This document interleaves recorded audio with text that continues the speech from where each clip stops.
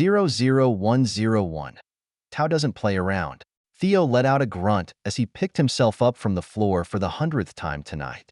He shot a quick glare at the person who placed him there as he said, "You know this counts as child abuse?" A chuckle escaped Tao's mouth as she said, "Tell that to someone who cares." Theo cast a quick glance at the only other person in the chamber with them, besides his clones. Agatha shook her head as she said, "You did this to yourself?" Theo let out a sigh before he waved his arms in the air.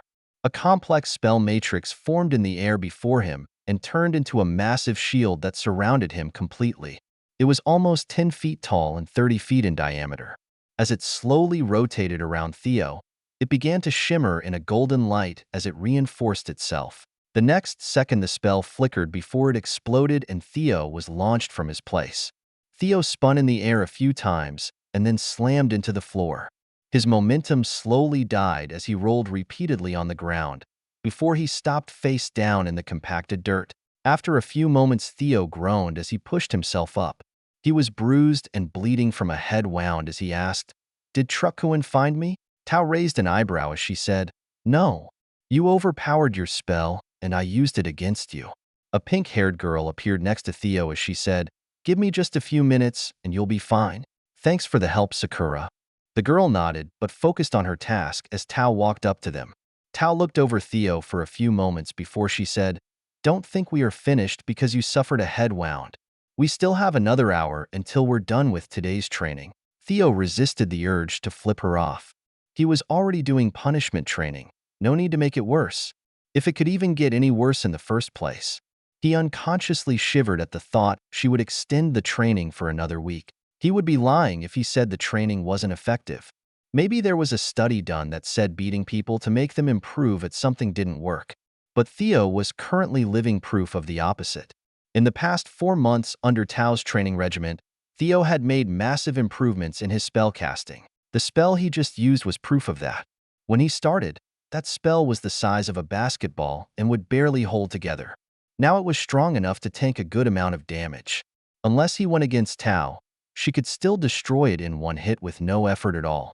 As Theo stood up from being healed, Tao said, "Next I want you to attack me. Don't hold back either and start whenever you like." Tao then turned around and walked towards her favorite chair. Theo frowned. Attacking Tao wasn't fun. It was worse than just defending himself. You had to attack and defend at the same time. Theo weaved his hands around, forming a barrier first. Once it was completed, he summoned a small bolt and shot it towards Tao. Tao was in the process of pouring a cup of tea as the small golden bolt sped towards her. When it was less than a foot away, a golden spell formula appeared no bigger than a golf ball. It stopped in the bolt's path and seemed to suck the spell inside itself. Afterwards, it disappeared without a trace. Tao took a sip from her teacup before she smugly added, "I said you can start whenever you like." Theo let out a sigh. He hated when she did this. Theo began to weave his hands around as one golden bolt appeared. Then 10. A few moments later, over 20 were floating around him. He continued till over 62 formed, his current limit. They settled into an orbit around him as he continued to weave his arms around. Slowly, the bolts began to spin around him faster. Tao paid no mind as she sipped tea and chatted with Agatha. After half a minute, one of the bolts broke the pattern and rocketed towards Tao. That was the signal which launched the rest. All 62 bolts streaked towards Tao at once. They flew so fast that they looked like golden laser beams stretched out from where Theo stood. Tao never paid attention to them as they flew towards her. About a foot from her body, the golden lasers seemed to freeze. Theo watched as it seemed like time was being frozen around him. His bolts had slowed to a crawl. The light trails from their passing just now starting to fade, each one trying to catch up to the bolt that created it. Theo wanted to say something, but could only watch as his bolts slowly crept towards Tao. It seemed to last forever as he watched the bolts slowly inch closer to her. As the first one was about to slam into her, it disappeared into nothing. The little golf ball was back, and it seemed to move in normal time as it zipped around to collect every bolt Theo used against Tao. Once it completed its job, it sped back to Tao and around her. It seemed to copy Theo's bolts as it orbited around Tao and sped up. It didn't take long till the little gold ball looked like a golden halo of light around Tao's body. Theo was still almost frozen as he tried to move his arms, trying to stop what he knew was coming. The golden halo began to glow brighter as bolts appeared in the air around Tao. The bolts themselves stayed in the same place, but multiplied over and over. Within a second, over 500 bolts hung in the air around Tao. Just as Theo's arms started to move, time slowly resumed and the bolts streaked towards him. His arms barely moved as the first bolt hit his shield. As more bolts impacted his shield, he was pushed back. 10, 50, 100, 200. As the bolts impacted his shield, they lifted him off his feet. As the last few bolts landed on his braking shield, time fully returned to normal. He was blasted across the chamber and slammed into the far wall. His shield finally broke on impact, and he was left partially buried inside the wall. He laid there for a few moments before he extracted himself from the wall and fell to the floor below. His shield had protected him from most of the damage, but his body still hurt all over. After standing up, he slowly started to walk back towards Tao before Theo glanced over his shoulder for a moment. The wall behind him was filled with countless craters, all of them made by him. Theo shook his head. Tao really didn't pull her punches. She always used just enough power to not seriously injure him, but more than enough to make his whole body hurt. A normal person would never be able to keep up with the abuse. But with Theo's unique physical makeup, he healed a lot quicker than normal. Within a few hours, he would be feeling better if they stopped training now. But that won't happen once Tao starts a training session. It didn't stop till she was satisfied with the results, which meant he would make a lot more wall art tonight. VVVVV. Theo woke up the next morning, still feeling a little tender. Tao ended up making him train an extra 2 hours last night. The only good thing, if he could even call it good, was his body didn't look like it was run over by a truck. His healing factor was a little weird as it focused on visible damage first, then worked on deeper issues. At least that's what it seemed like to him, since his bones still ached from last night's training. He had yet to break a bone or be stabbed in a vital organ, so he wouldn't know for sure until something like that happened. Hopefully it never would, but Tao was scary with her training, and they were only doing things she considered basic so far. Theo shook his head. It was only this bad because he kept making jokes about her red hair, and maybe all the weird clones of Fury he made. Nah, it was probably all the ginger jokes. Redheads definitely have fiery tempers, and Tao would be a prime example. Joking aside, it's probably from the new influx of hormones from a teenage body and no longer having to keep herself tightly controlled because of her connection with the dark dimension. Theo shook his head again as he got out of his bed. It didn't matter much for now. He should be going back to normal training next week. But until then he's free, so he'll use that time to visit Tony and check in with him.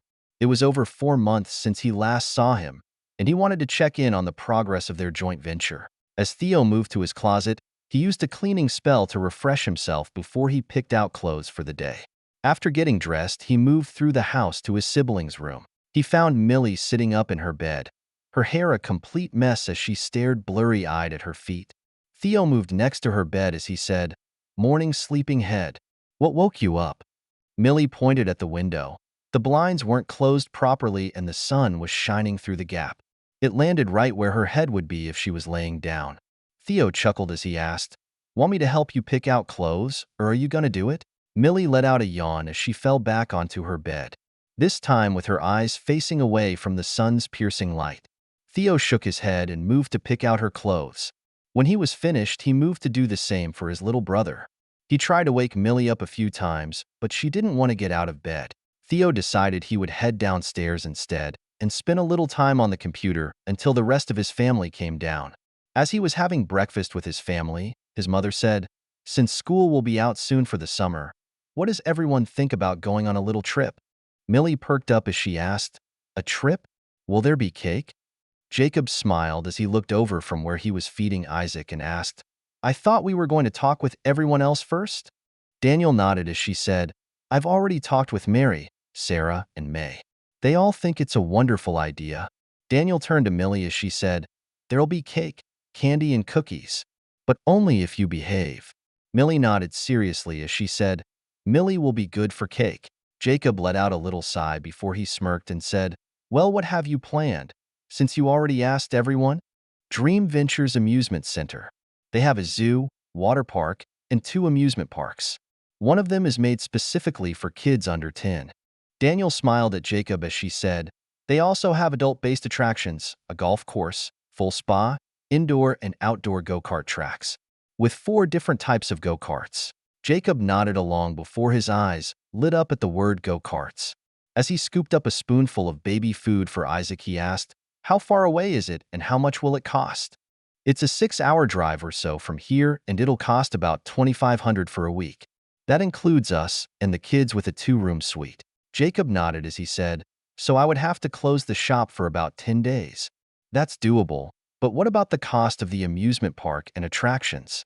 Our stay includes a day pass to both amusement parks, the zoo and water park, for us and the kids. Everything else would be a separate charge. The go-kart area allows you to purchase day passes though. Daniel finished with a smile. Jacob returned the smile as he said, looks like we're going on our first family vacation. Well, extended family, but that just makes it more fun. Jacob glanced at the kids as he asked, what do you think? Amusement park rides, candy, and a bunch of other fun stuff to do for a week with everyone? Sounds good to me, Dad. Yeah. Millie gets cake for a whole week. 00102. Tony being Tony. A portal opened up inside Tony's workshop, and Ezekiel stepped through it to find it empty. Normally, when Tony was home, he spent most of his time in his shop. It was the first time Ezekiel came to visit Tony, and he wasn't in the place. Now that he thought about it, Ezekiel never stepped out of Tony's workshop himself. After giving it some thought, Ezekiel decided to go find Tony and maybe explore his house a little. He moved towards the security door and moved up into the house. As he climbed the stairs, he could hear Tony talking with someone. Tony said, I'm telling you, whatever tech he uses is beyond cutting edge. He can somehow fold space and travel wherever he wants in an instant. I think you might need to cut back on your drinking. No matter how many times you describe it, it sounds like magic, Tony. Tony let out a groan and said, that's exactly what he calls it. Magic. Are you sure he isn't a metahuman? Tony let out an exasperated sigh before he said, he could be. I've seen him move way too fast to be a normal human. But when I asked him about his portals, he told me they were made with magic. All right, so where is this new magician friend of yours? You said he comes by all the time, but I still haven't met him. He said he needed to take care of some things and wouldn't be by for a while. The man chuckled as he said, I think you, Happy and Pepper are trying to play a joke on me. I told you. It's the guy from the Las Vegas video. Uh-huh. But yet you have no idea how to contact him. Tony sounded frustrated as he said, I can contact him. Well, maybe. But I would have to try and hack his servers again. Tony Stark, afraid to hack someone else's computer servers? That's new. Tony let out a nervous chuckle before he said, he told me he would permanently ban me from the Vibe platform if I try to hack it again. And I'm in the top 10 of the most followed people on the platform. The other person started to laugh as Ezekiel moved into the large living room area. Ezekiel glanced at Tony before he looked at the other person and said, and I will too. I figured threatening to destroy some of Tony's servers wouldn't stop him from trying again. Tony jumped up from his seat as he said, you're back. What the hell took you so long? The other man stood up from his seat and turned around. He wore casual clothes and stood the same height as Tony. His skin was a rich chocolate color, while his black hair was cut short. His dark brown eyes glanced at Tony for a moment before he said, you must be Ezekiel. Ezekiel nodded as he said, and you're James Rhodes, one of the few people who can put up with Tony's overinflated ego. James smiled as he said, someone has to, otherwise he would have no friends. I'm right here, you know. Ezekiel moved forward with his hand extended as he said, ain't that the truth? It's nice to meet you, by the way. James, who looked a lot like his movie counterpart from Iron Man 2, took Ezekiel's hand. As they shook hands, he said, and you as well.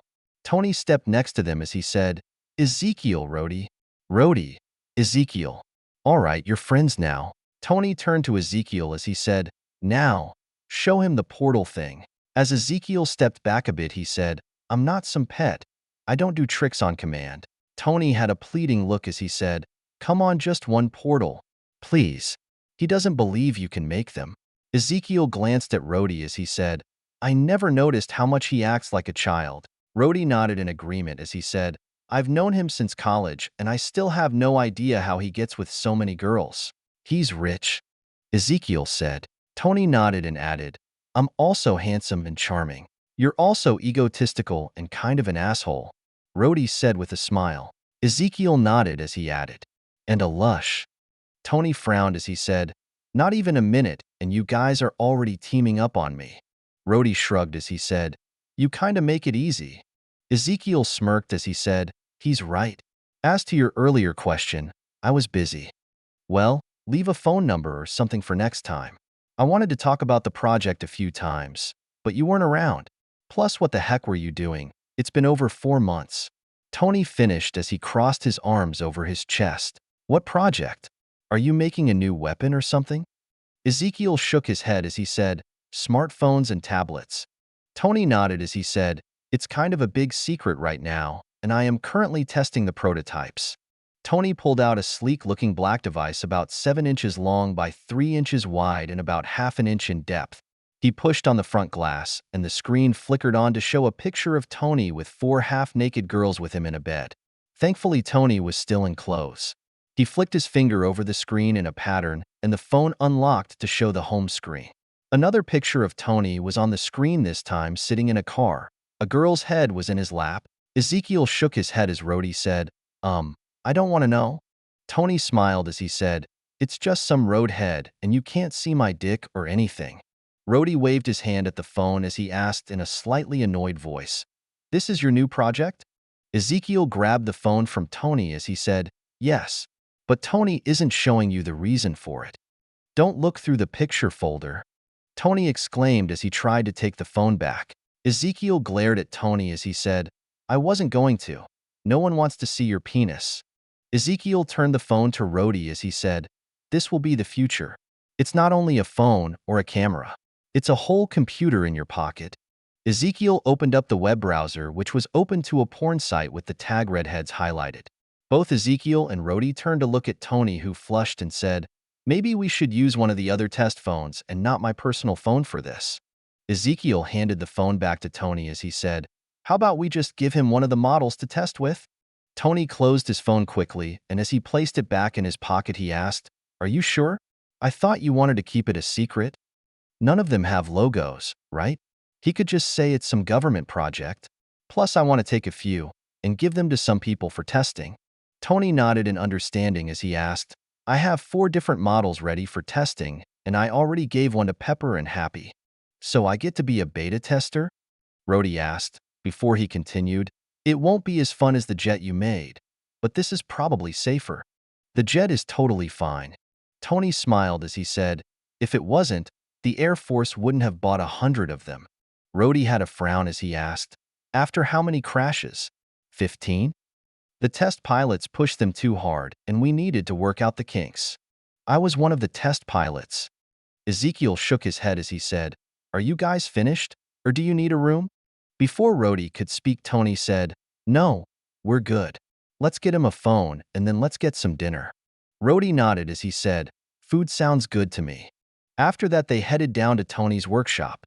Rhodey was given one of the higher-end test phones, and Ezekiel took the rest.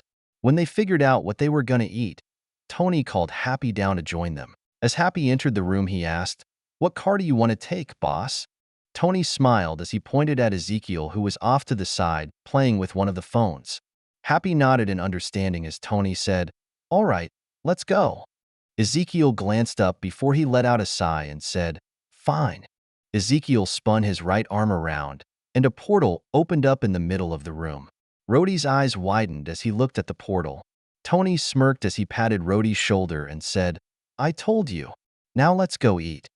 After a few moments, everyone moved through the portal and it snapped closed behind them. They were in an alleyway with no one else in it. As Rhodey touched the side of one of the buildings, Tony asked, so where are we? You said you wanted Italian food, right? Ezekiel smiled as he walked forward and said, you won't find a better place than in Rome. VVVVV. It was late in the night, and Ezekiel had returned everyone to Tony's house after dinner.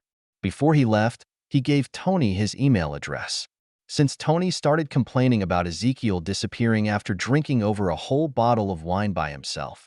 As Ezekiel appeared in his training room, He smiled as he saw Tao and Agatha chatting and drinking tea. He moved towards them both as he said, "I brought you both a surprise." Both women looked over to Ezekiel as he pulled out the two extra test phones. He handed one to each of them as he said, "These are the beta phones me and Tony are working on. I was hoping both of you would like to test them out for me." Tao examined the device for a few moments before she asked, "Won't Tony be able to track these?" Ezekiel shook his head. "They're on my network and I already checked them for anything hidden." Tony didn't hide anything. He is too afraid of being banned from Vibe. Agatha smiled as she said, "I don't really have a use for a device like this." Tao nodded and tried to return it to Ezekiel as she said, "Neither do I." Ezekiel shook his head as he said, "Just check it out and play with it. If you don't like it after a week, I will find someone else to test it for me." Both women nodded and accepted the phones. By the end of the week, both women found the phones useful and didn't return them to Theo. 00103. Morlock Catacombs. Today could be considered a good day for Leech. Annalie was in a good mood today. It was rare, but on those days he could roam around and look for extra food. Most days he didn't eat much, but then again no one did in the Morlock Catacombs. Normally he needed to stay close to Annalie, so she didn't make other people sad. But on her good days like today, he was able to roam around. Only he had to be safe and stay covered up, since people found Leech to be repulsive. He was beaten up a few times by some of the more nefarious people in the catacombs. Since then he stayed on the outskirts and outer tunnels, since he didn't like to be hurt. During Leech's hunting today, he was able to kill a couple of large rats in one of the outer tunnels. It was rare for Leech to catch so much food, and he was sure to eat well today and have leftover food for tomorrow. As he made his way back to his home, he looked out over the Morlock Catacombs. It was a massive place, where large tunnels converged together. The main area was over 600 feet in length and about 400 feet wide.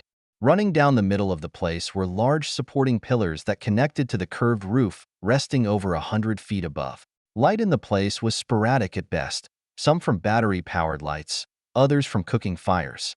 But from the upper tunnel Leech was in, the city below looked like a clear night sky dotted with stars.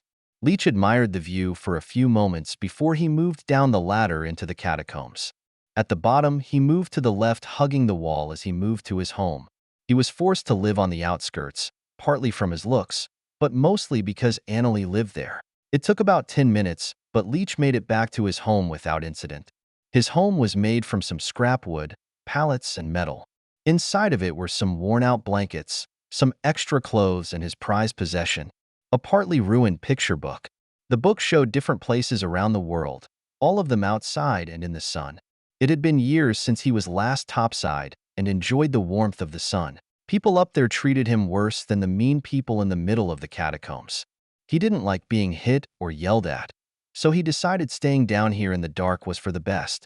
Even though he really wanted to see the sun again, he missed the warmth it gave him.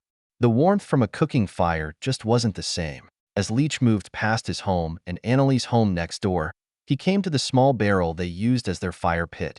He looked inside, to luckily find there were some red coals still smoldering inside it. He quickly collected some trash paper and a piece of broken wood which he tossed inside the barrel. It only took a few minutes for the fire to reignite and slowly catch the broken log on fire. Once the fire was going, Leech removed his hunting prizes from his sack. They were already skinned and gutted, something he learned from watching Annalie. He attached his prizes to his cooking stick and placed them over the fire. As they started to cook, he took his sack to the small stream of water that ran past his house. He used the stream and cleaned the blood from the sack, then let it hang dry next to the fire pit. There was a small clothesline he hung there to help his clothes dry faster after he washed them. After about 10 minutes, Leech pulled his food from the fire and let it cool down a little. But his mouth watered for a bite of the delicious food, so he quickly brought the still steaming food near his mouth. He couldn't remember the last time he ate fresh food like this. Weeks, maybe? As he took his first big bite, someone said, "That's disgusting." Leech couldn't help himself as he dropped his food and curled up into a ball on reflex.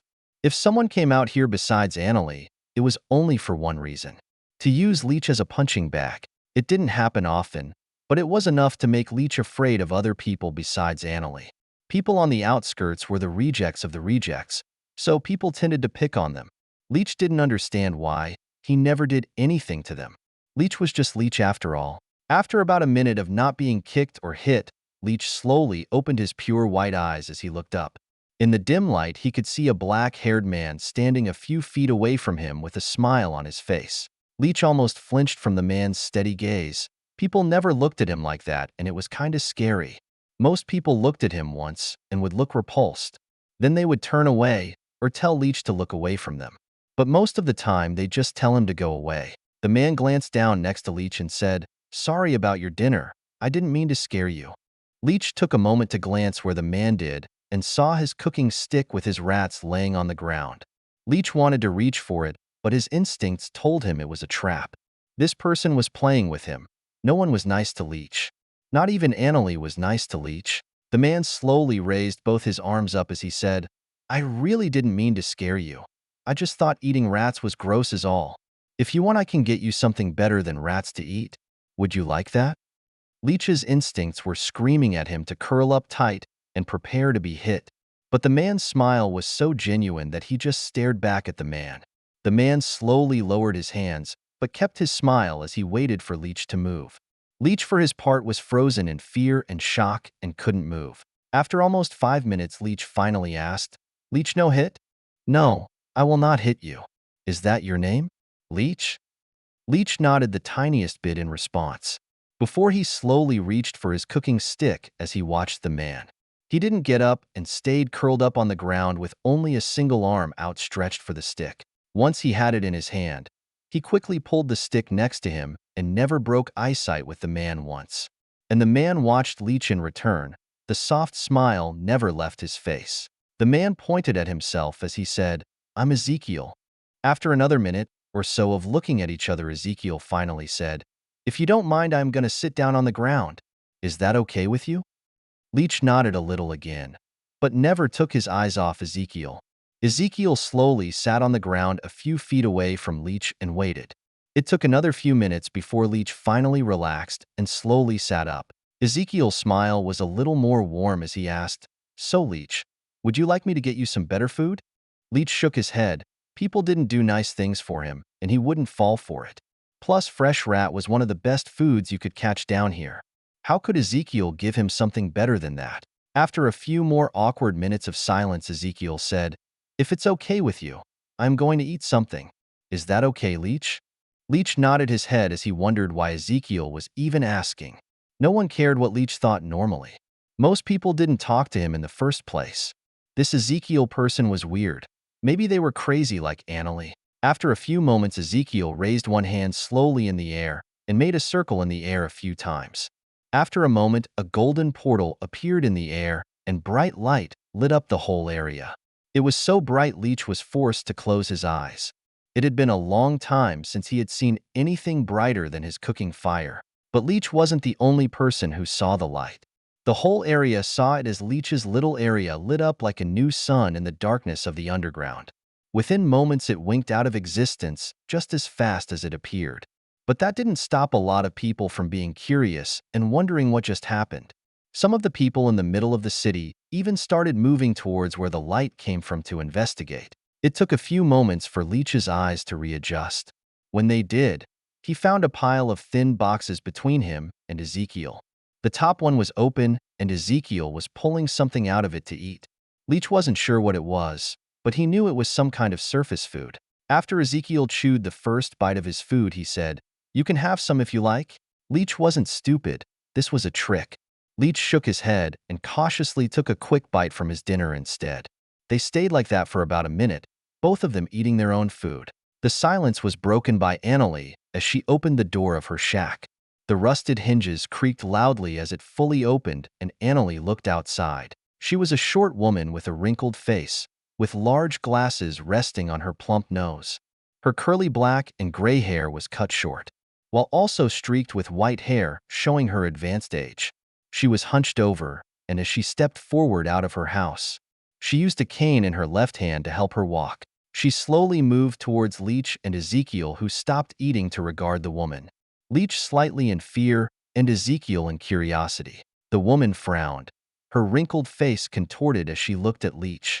She let out a snort of disgust before she said, What have I told you about keeping your ugly face hidden? What if my lovely grandchild has nightmares because of how you look?" She waved her right hand in a shooing motion as she said, "Go away, you little monster." As Leech started to move, Ezekiel said, "Leech doesn't have to leave. He's a friend."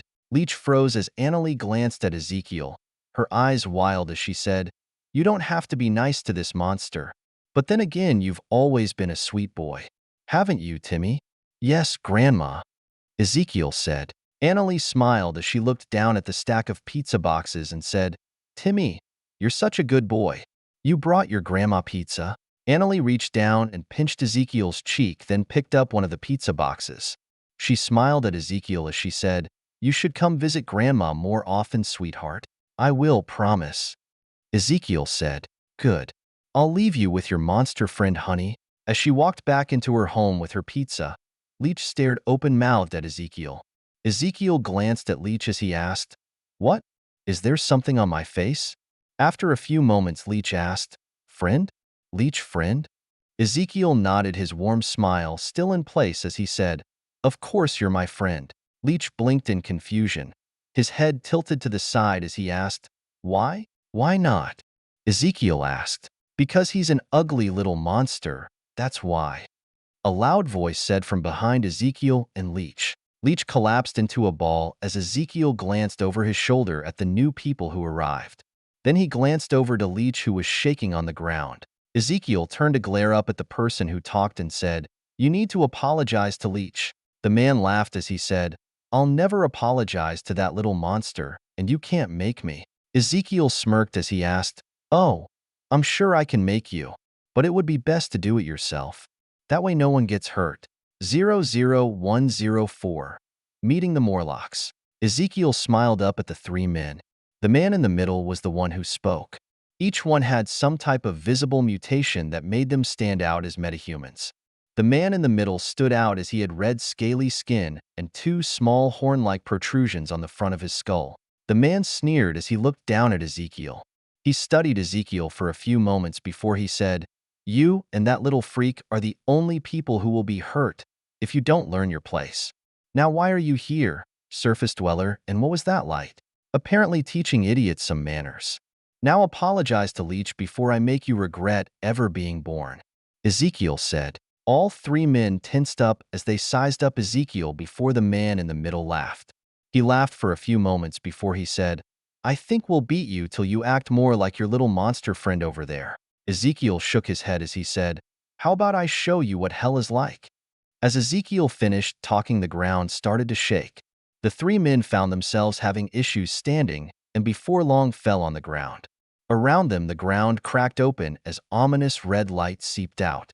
Smoke and the smell of rotten eggs filled the air as the men tried to stand back up. The man with red skin was the first to regain his balance and try to stand back up. As he did, a partly decayed skeletal hand reached out from one of the red cracks. It wrapped around his right ankle and tugged his leg towards the red crack that was slowly expanding. The tug on his leg unbalanced him, and the man cried out in pain as he smacked his head against the ground. When he realized what was happening to him, he desperately kicked the hand with his other foot. As he scrambled to find a hand hold and struggled against the relentless tug, he was able to hook one hand onto the edge of another crack and took a moment to check on his companions. They were both in the same situation as him. Then he turned to look at the black-haired man, who was eating a slice of pizza with a smile on his face as he watched them. "You motherfucker, I'll kill you," the man yelled as he struggled against the skeletal hand. Ezekiel's smile widened as he said, "You'll have to escape hell first." As the man was going to reply, a new hand reached out of the crack in front of him. It was tinged blue, and the tips of its fingers were shaped like knife blades. It quickly reached over and gripped the man's wrist. He cried out in pain as the fingertips cut into his arm. He struggled as he was pulled in two different directions, but it was futile. More weird-looking hands appeared from the ground to grab him and his friends. Within moments, they were all pulled into the cracks in the ground as they screamed for help. VVVVV. Ezekiel looked at the three men collapsed on the ground as they started to weep and beg for mercy. The leader of the group even started to call out for his mother as he cried. Ezekiel smirked a little and then turned to Leech, who was curled up in a ball and shaking. He shook his head and moved closer to the boy and gently placed his hand on his shoulder. Leech flinched back from the touch, but Ezekiel's hand followed as he said, "It's okay, Leech. I won't let them hurt you." It took about a minute before Leech finally stopped shaking and opened his eyes. He looked confusedly at Ezekiel for a few moments before he asked, "No hurt?" Ezekiel nodded his head as he said, "As long as I am here, no one will hurt you. I said we were friends after all." "Friend? Leech, no hurt?" the boy asked with hope in his voice. Ezekiel returned his warm smile as he said, "That's right. Now come on and sit up." Slowly, Leech sat up and froze as he saw the three men on the ground crying and mumbling to themselves. He stared at them in shock as Ezekiel patted his shoulder and said, "Don't worry about them. Here, try this," Ezekiel said as he handed Leech a slice of pizza. Leech looked at the pizza in his hands for a few moments before he finally took a bite. It was the best tasting thing he had ever eaten. He looked down at it in wonder as he chewed his first bite. Was this what people on the surface ate all the time? It was a lot better than roasted rat. Ezekiel patted Leech on the shoulder as he asked, "How do you like pizza? Is it good?" Leech nodded as he said, "Pizza good." Leech like, better than that roasted rat? Leech nodded again as he took another bite of his food, his stick of cooked rat laying off to the side, forgotten. The next few minutes went by in silence as Ezekiel and Leech ate together. It was broken when another group of people arrived and announced themselves. "Is that pizza?" a deep male voice asked. Leech flinched when he heard the new voice, but instead of curling up into a ball, he looked at Ezekiel. Ezekiel smiled as he said, "You can have some if you like, but you better be nice to my friend while you're here." A large bald man sat down on the other side of the pizza boxes and took the open box. He used that as his plate as he picked up 2 slices at once and began to eat. Another voice, female this time, then asked, "Is that what happened to Ralph and his goons? Were they being bullies again?" Ezekiel glanced at the man and woman as he said, "Kinda. It's why I am currently teaching them some manners." A man stepped forward as he said, "I must apologize for the actions of our people. While we try to keep things civil down here, we have some outliers that like to cause problems." "Your people, What are you? The king of the mole people or something?" The man shook his head and said, "No. I am Caliban, one of the founders of this place." Ezekiel studied the shirtless man for a moment. He was massive without an ounce of hair on his body. He stood well over 6.5 feet tall. His shoulders were wide and his muscles were densely packed all over his upper body. But it was his demonic-looking face and yellow eyes that stood out the most to Ezekiel. Even the man's purple-tinted chalk-white skin seemed almost normal in comparison. Caliban smiled, which made his teeth protrude slightly, showing off wicked fangs. He gestured to the woman next to him as he said, "This is Callisto, our leader." He waved at the other man as he said, "That's Sunder, another founder." "Oh, so it's the queen of the mole people, then?" The woman squinted her one good eye as she said, "I'm not a queen and we're not mole people. We're the Morlocks." Ezekiel shrugged and said, "I guess the mole people live farther underground then. I'll have to look for them next time." Ezekiel gestured to the pizza as he said, "You can have some pizza if you want." As Ezekiel finished talking, Sunder crumpled up his pizza box and tossed it in the fire pit as he said, "Thanks. It's been a while since I've had good food." Before he picked up another box and started to eat more. As Caliban moved to sit down, Ezekiel glanced at Leech. Leech was slowly eating his second slice of pizza as he watched everyone else cautiously. Callisto moved next to Caliban and sat next to his right side so she could face Ezekiel directly. They didn't reach for any pizza but instead looked at Ezekiel expectantly. Ezekiel took a close look at Callisto for a moment. She was just under 6 feet tall, with short black hair. The right side of her face was horribly scarred. Over the scar, she wore a silver eye patch that shined slightly in the dim light of the catacombs, while her good eye was ice blue and tracked every move Ezekiel made as he picked up a new slice of pizza. After about a minute of watching Ezekiel quietly eat, Callisto asked, "What is your name, surface dweller, and why have you come here?" "My name's Ezekiel, and I came here for a few reasons. The first one was to find this place." Everyone but Leech slightly tensed their muscles as Ezekiel finished. Ezekiel smirked at their reactions before he said, "Next, I was looking for Leech. I need his help with something." Leech looked over and asked, Leech friend, need Leech? Yup, some friends of mine are working on something and having issues with it. I think your unique gift will be able to help them finish it. That is, if you want to help us. You can say no if you want to. Leech looked over to Annalie's door before he said, Leech needs stay. Annalie not good. Only now good. Caliban nodded in agreement as he said, Annalie's power most days makes everyone around her sad and depressed. It's why we have Leech stay close to her. Don't worry, I was planning to help her out also. Actually, that's the main reason I came down here. Someone I work with wants to help out everyone down here. Ezekiel cast a quick glance at the three men still crying on the ground before he said, even the assholes. Callisto and the others became guarded as she said, we all live down here for a reason. Who would want to help a bunch of freaks like us? Ezekiel smiled and spun his right hand in the air a couple times, which formed a portal. As the area was engulfed in light, Callisto and her people jumped back. Sunder even dropped his pizza as he took up a defensive stance. They glanced between the portal and Ezekiel until a man in a black suit with a red tie floated out of the portal. He looked around as the portal snapped closed behind him. Leech didn't move but watched the new person carefully as he glanced at Ezekiel. The new person looked at Ezekiel as he asked, why couldn't we do this in my office? It smells terrible here. Ezekiel pointed to Callisto and her group as he said, they would have refused. Ezekiel pointed at Magneto, then Callisto as he said, Callisto, this is Magneto. Magneto, this is Callisto. She's the leader of the Morlocks. Callisto sneered as she said, that's not Magneto. Magneto is an old man with a shitty red supervillain costume and cape. Ezekiel couldn't help himself and burst into laughter. Magneto didn't move, but the metal around them started to shake slightly, followed by a groaning sound. After a few moments, a metal ladder bolted into the wall, ripped out of its mounts, and flew towards Magneto. The metal ladder started to compress as it moved closer and slowly formed a ball.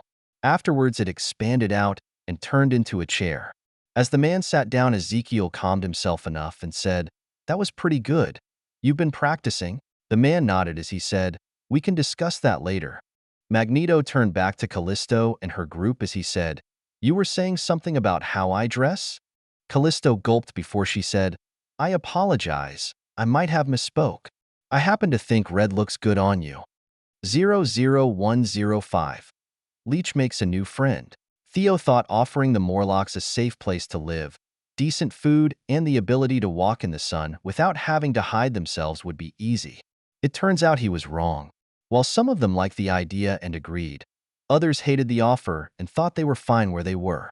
So while most of the people left to go live in Genosha, a handful stayed behind. Theo did offer to make their lives better, but the people who wanted to stay refused even that. Apparently, you can't always help everyone. At least that was the lesson Theo learned. As for Leech, he was brought back to the main base with Ezekiel, while Annalie would go to Genosha after she had Anoichi take a look inside her head.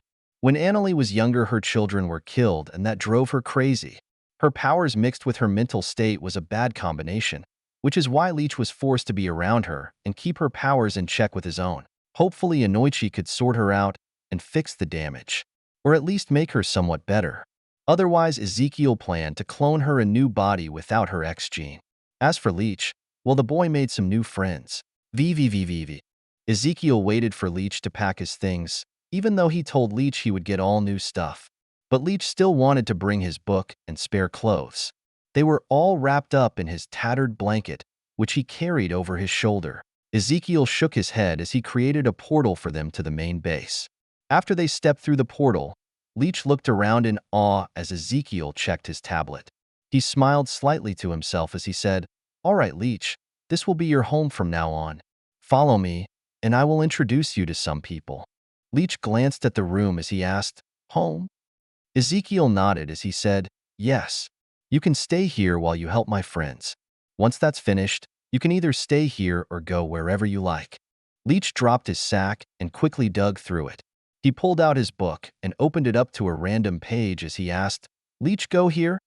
Ezekiel nodded as he said, I can take you there in a few weeks if you like, after you get settled in. Leech smiled and said, yes, Leech wants. Ezekiel patted the boy on the back as he said, come on, Let's go get you a room and get you cleaned up. As Leech started to repack his bag, he asked, Clean? Yeah. You kinda smell and your clothes are filthy. We need to clean you up so you give off a good first impression to everyone else. Leech tilted his head and asked, Smell? Ezekiel glanced at the boy and paused. He forgot Leech didn't have a nose. Ezekiel pointed at his own nose as he said, Normally people have a nose like me. It allows you to smell things and helps increase the taste of things. Leech reached up to his own face and touched it a few times. When he didn't find a nose, he glanced down at the ground and said, Monster Leech. No nose. Ezekiel gently patted the boy's shoulder as he said, You're not a monster, Leech. You're just a little different. But don't worry. Once you help my friends out, you'll be able to turn off your powers and look normal and boring, just like everyone else. Leech glanced back up. His pure white eyes glimmered a little as he asked, Leech no monster? Ezekiel nodded as he said, Nope, just different. Leech smiled back as Ezekiel said, Follow me and I will show you where you'll live. Leech followed along and looked at everything as they moved towards the dorm section. It didn't take them long till they came to the room Leech would use. Ezekiel tapped the lock on the door with his tablet, then opened the door. As they stepped inside, Ezekiel turned on the light switch next to the door. The interior of the room was plain. Only a bed, nightstand, small work table, and chair dotted the room. Off to one side was a closet along with a door to the bathroom. Leech looked around the room in wonder for about a minute before he asked, New Leech home? Yes, you'll live here from now on. But first let's get you cleaned up, Ezekiel said as he moved towards the bathroom. He opened the door to show a standard bathroom, toilet, sink, shower/bath combo. He waved to the shower and said, Step inside there for a minute, with all of your stuff. Leech followed directions and stepped into the shower and then looked back at Ezekiel. Ezekiel pointed at some runes carved into the shower wall as he said, This is a normal shower and a magic shower. You slide your finger down this rune here, and the magic will clean everything in the shower area. Leech looked at the runes, then the faucet. He studied them each for a few seconds before he looked at Ezekiel and asked, Shower? Ezekiel let out a sigh and said, I'll need to give you a crash course on this stuff. For now, just stand still inside here. I'll start the show for you. Leech nodded as Ezekiel swiped his finger over the rune. The shower hummed as golden spell lines formed around it. Leech glanced around. His mouth hung open as he watched the spell lines floating around him. The golden lines formed up a pattern before it circled around Leech and moved up and down his body. With each pass, Leech and his clothes became cleaner. It didn't fix the damage to his clothes or the faded color. But once it was finished, Leech and his belongings were the cleanest they had ever been. Ezekiel flashed the boy a smile as Leech looked at his fresh, clean clothes in wonder.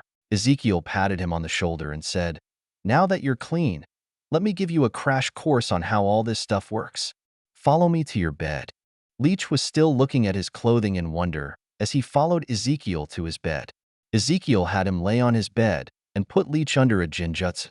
The Jinjutsu was designed to explain common concepts and manners to Leech, like taking a shower, how to use the bathroom, proper way to use silverware, what a handshake was. It also helped him memorize the base's layout, where the cafeteria was, rec room, his room, and other important areas.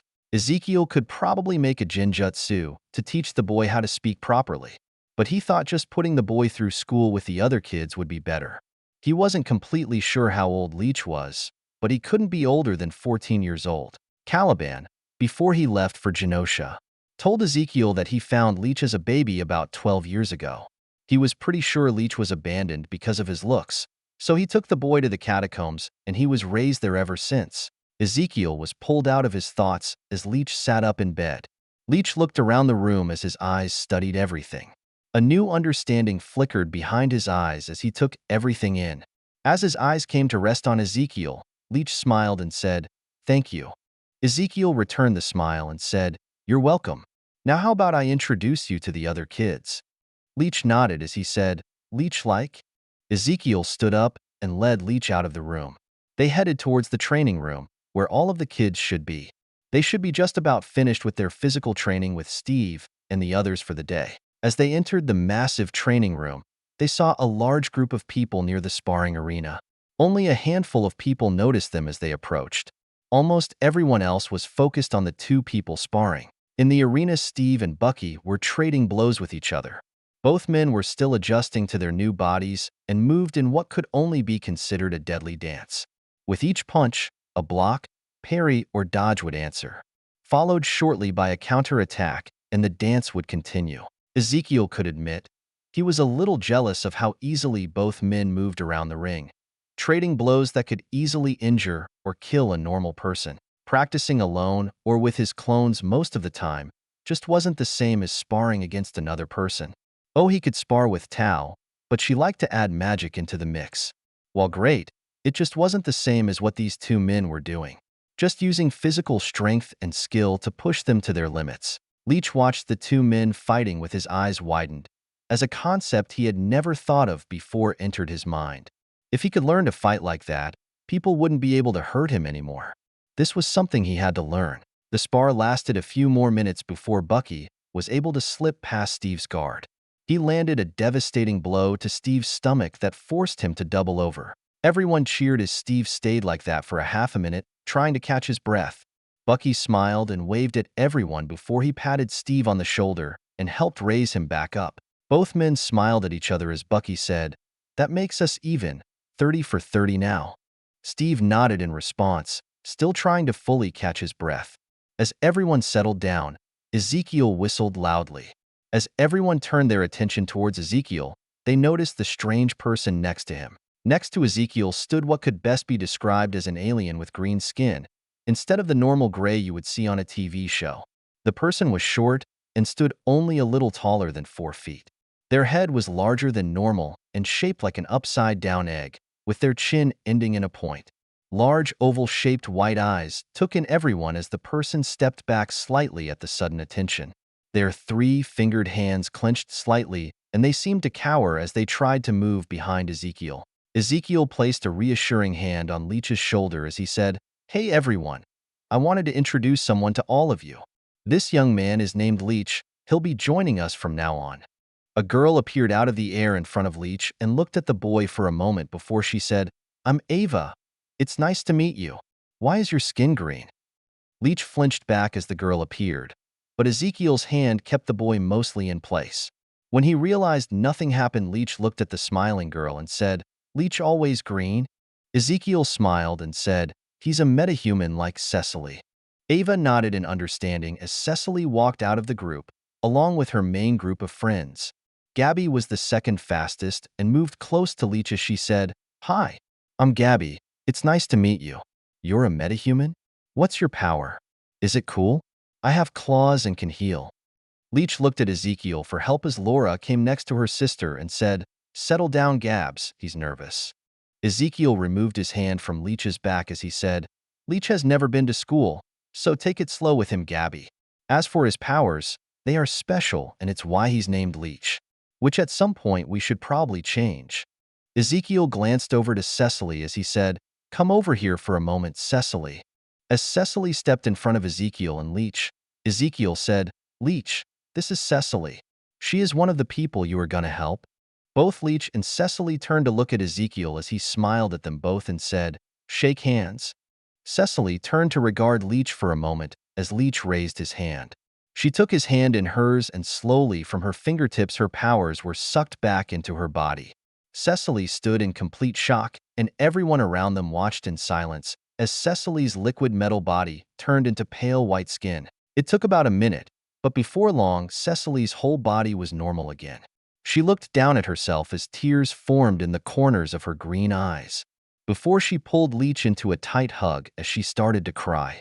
Leech froze, his arms out to the side doing a T-pose as he looked up at Ezekiel in horror. Ezekiel started to laugh and other people joined in, since the look on Leech's face was just too much. It took about a minute, but Cecily finally released Leech from her grip. The boy, finally free, scrambled to place himself behind Ezekiel. Ezekiel couldn't help himself and laughed a little harder. Once he calmed down, he pulled Leech out from behind him as he said, "Cecily didn't mean to scare you. She was just happy." Cecily, her cheeks were flushed red as she said, "Sorry. It's just been so long since I've felt anything. You have no idea how much this means to me." Thank you. Leech glanced at the girl for a few moments before he said, You're welcome. Cecily smiled and glanced at Ezekiel as she asked, How long does this last for? No clue. But with Leech's help, we should be able to figure out a way for you and others to turn off your powers. Cecily nodded and then asked, Can I take Leech to the kitchen in the island? I really want to eat ice cream and sit in the sun. Leech perked up about the sun comment as Ezekiel glanced at him. Ezekiel smiled and said, You would have to ask him, not me. Cecily turned to Leech as she asked, Would you like to eat ice cream and sit on the beach for a while? Leech nodded and said, Leech likes sun. Great. Come on, let's go. Cecily grabbed Leech's hand and pulled him out of the room as her friends followed behind. 00106. Planting a seed. About a month passed since Theo helped out the Morlocks. Even the handful that didn't want to leave at first finally caved and agreed to leave the catacombs when Ezekiel came back to check on them. And it didn't take long to integrate everyone into Genosha, making sure their basic needs were taken care of and finding suitable jobs or education for each person. As for Annalie, her mental health improved greatly with Inoichi's help. She was no longer a risk to others and was even given a job helping out in one of Genosha's schools as an aide. It was Inoichi's suggestion that giving her a job around children would help in her healing process. He also met with her every few days, since it would take a while before she was fully healed. As for Leech, he quickly made friends with everyone. It helped that Cecily would hang out with him every day. She didn't do it for his powers, though. She was just the type of person who liked to help other people. She even helped teach him how to speak properly, gently correcting him whenever she's with him. Besides the base, Theo just finished his first year of school. School was something Theo enjoyed going to. Well, maybe not completely. The classes were a little boring. But he enjoyed being with his sister and Peter. He also enjoyed playing during breaks. Tag was fun, even if he could easily win without trying. Theo enjoyed tag so much, he was already making some plans to make some kind of obstacle course for tag at the base. It would partly be used for training, but also because he thought an advanced form of tag where people could run on the walls and ceiling would be fun. The other thing Theo worked on in that month besides training was the phone project with Tony. Tony was in his lab working on a new satellite design as a portal appeared next to his desk. He glanced over at Ezekiel, who stepped through with a large bag of food in his hand. Ezekiel placed the bag down on Tony's desk as the portal closed and said, I brought some sandwiches for you. From that Jewish deli you like? Tony nodded as he said, Give me another minute, just need to adjust something on this. Sure, I was gonna grab Happy anyways, Ezekiel said as he moved towards the door. Opening the door, Ezekiel walked upstairs and yelled out, Happy, I brought dinner. I'll be down in a minute. Ezekiel headed back downstairs to find Tony already rummaging through the bag of food. He pulled out different items and placed them on his desk before he lifted an item out of the bag and unwrapped it. Tony took a large bite of the sandwich as he let out a groan of pleasure. He finished his first bite before he asked, So what brought you by? I thought you weren't coming by for a little while? Well, you got it half right. That's in 2 weeks. I'm going on vacation with my family. Oh, can I join? I bet it's gonna be a lot of fun, Tony asked before he took another bite of his sandwich. Ezekiel scoffed as he said, You would end up getting drunk and trying to hit on my family members. Tony shrugged as he said, If they're decent looking and not married, what's the issue? All of them are married. Then there shouldn't be a problem. Come on, it'll be fun, Tony said with a smile. Ezekiel shook his head and said, Go on vacation with your own family. Tony's smile dropped and he let out a sigh as he said, Obi is the closest thing I have to family and he doesn't do vacations. Then stop being an idiot. Cut back on the booze. Stop sleeping with every cute girl who looks your way. And find a nice girl who doesn't care about your money and make a family. Tony gave a slightly hollow laugh and said, You want me to ruin my image and settle down? Plus, how would I be able to introduce myself as a genius, billionaire, playboy, and philanthropist if I'm no longer a playboy? Happy opened the door and walked in as Ezekiel said, More like, improve your image. If you look up egotistical rich douchebag in the dictionary, your face is the only thing on the page. Happy laughed as he said, He kinda has a point, boss. Stay out of this, Happy. No one asked for your opinion. Happy shrugged as he walked over and picked up one of the wrapped sandwiches on the table. He nodded to Ezekiel as he said, "Thanks for the food." "You're welcome. But my point still stands. You should find yourself a nice girl and settle down. Maybe have a kid. If you haven't knocked up some girl already." Tony violently shook his head as he said, "No way. I always use protection. Plus, if that happened, there would have been a huge scandal about it already." Tony finished with a confident smile. "Whatever, do what you want. But no matter how many girls you sleep with, it'll never fill that hole in your heart." Tony frowned again as he chewed on another bite of his sandwich and thought about what Ezekiel said. The room quieted down as each person ate their food. When Tony finally finished he asked, "Why did you come by anyways?" "We need to make a cell tower and test it out," Ezekiel said in between a bite of food. "We already have cell towers. Why would we need to make a new one?" Ezekiel pulled out the phone he used for testing and opened up the Vibe application. He clicked a random video on the front page and showed it to Tony. It was a new video by Dazzler's band. The main issue was it kept buffering. About a second of video played before it froze and buffered for a few seconds. "You understand now?" Tony shrugged as he said, "Yeah, but we don't have the technology to make it any faster right now. Maybe you could fix the back-end coding to make it better for 1G cellular transmission?" "You think my coding is the issue?" Ezekiel said with a flat look. Tony glanced away as he said, "I guess we could look into improving how the cell towers work and upgrade them to 2G. Or skip ahead and buy out that company in Japan testing 3G. Actually, I have a better idea, but you'll need to reverse engineer it," Ezekiel said as he pulled out a small package and placed it on Tony's desk. Tony opened the package and found what looked like a cellular transmitter, just tiny in size. He examined it for a few minutes before he said, "Who made this?" "A cellular transmitter this small is at least 20 years ahead of our current tech." Ezekiel smirked as he said, "It's good, but not that good. This is a lot better than what they are currently testing in Japan, though." "This is a prototype 3G transmitter?" "Better. It's closer to 5G than anything else. But with your skills, you should be able to reverse engineer it and improve its hardware. I don't even care if it ends up being 10 times its current size." Tony was flipping the device over to look over the back of it as he asked, "Is it really that important? We'll already dominate the market on launch, and everyone else will be at least a year or two behind us."